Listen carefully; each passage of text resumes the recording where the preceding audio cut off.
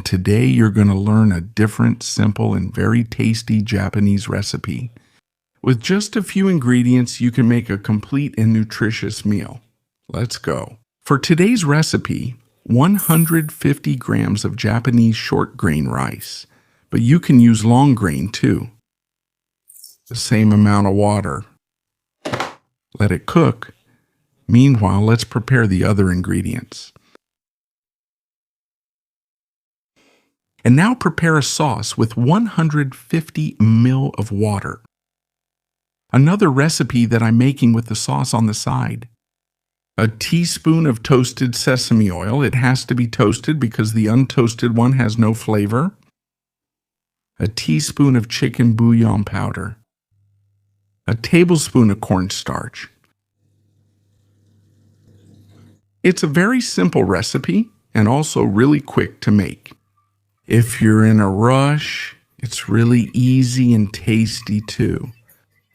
Just mix everything really well until the cornstarch dissolves completely. All done. Let's set it aside. 2 eggs.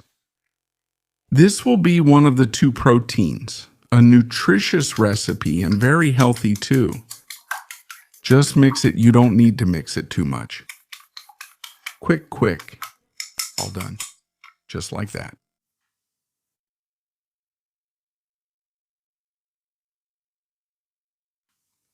Just a little bit of oil in the pan. Add it.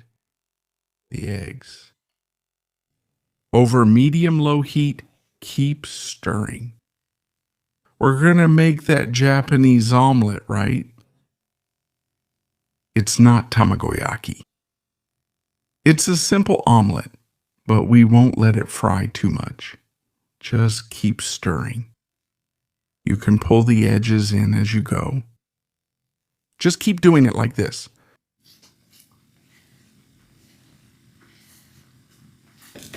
Stirring around the edges.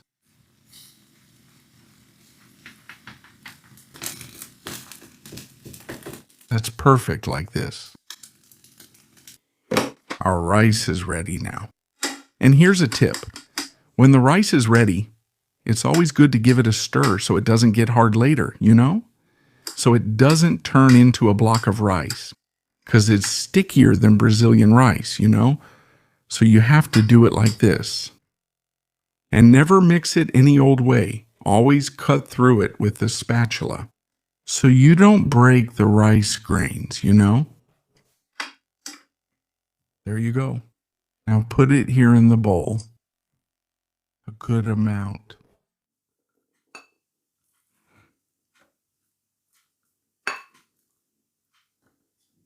Done. And now with the spatula, let's do this on the sides. Make it look like a kind of mountain.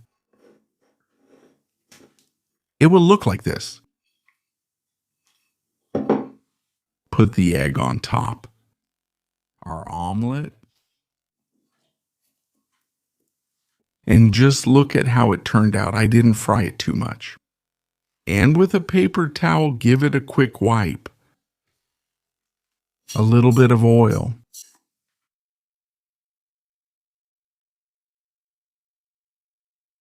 (100 to 150 grams of ground pork). It can be beef too, but I recommend pork because it's more flavorful. And now fry the meat until it's golden brown.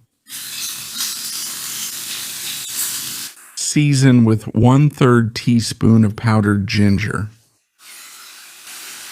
The same amount of fish dashi. The same amount of garlic powder. A pinch of black pepper. And finish frying. Just a little bit of salt because the fish dashi is already salty. Mix it and let's not let it brown too much. When the meat is no longer raw, just turn it off. At this point, it's already great. The meat is no longer raw, and it's not that golden yet. Just turn off the heat.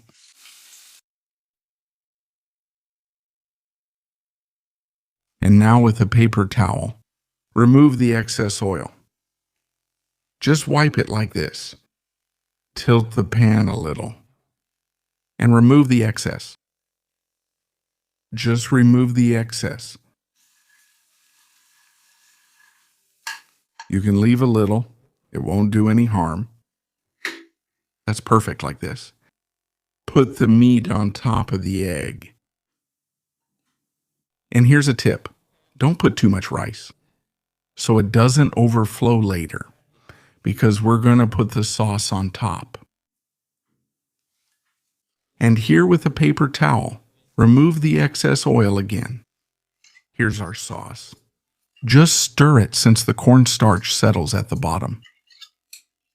Just put everything in here.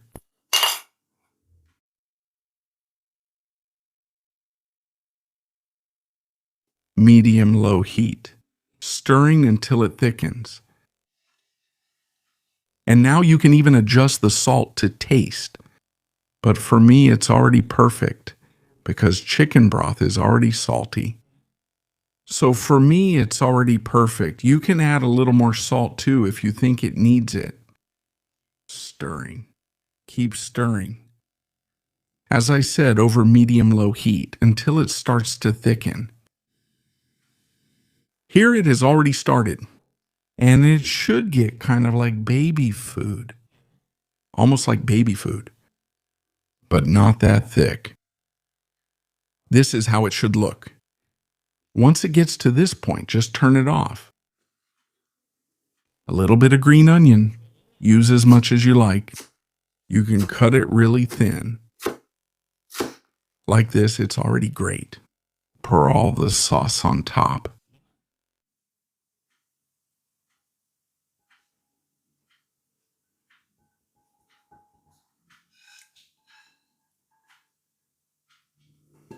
A sprinkle of sesame seeds. There, and the green onions. And that's it. A practical, balanced, and flavorful recipe. If you liked it, leave a like, subscribe, and see you in the next video.